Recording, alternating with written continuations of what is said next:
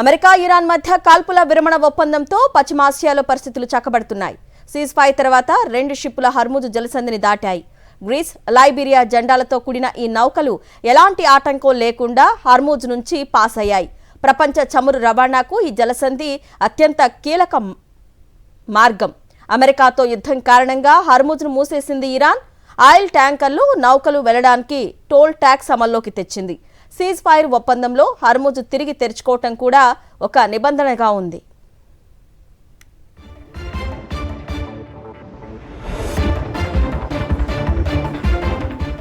America Iran మధ్య కాల్పుల విరమణ ఒప్పందంతో పశ్చిమాసియాలో పరిస్థితులు చక్కబడుతున్నాయి. సీజ్ ఫైర్ తర్వాత 2 షిప్పుల హర్ముజ్ జలసంధిని దాటాయి. గ్రీస్, లైబీరియా జెండాలతో కూడిన ఈ నౌకలు ఎలాంటి ఆటంకం లేకుండా హర్ముజ్ నుంచి పాస్ అయ్యాయి. ప్రపంచ చమురు రవాణాకు ఈ జలసంధి అత్యంత కీలక మార్గం.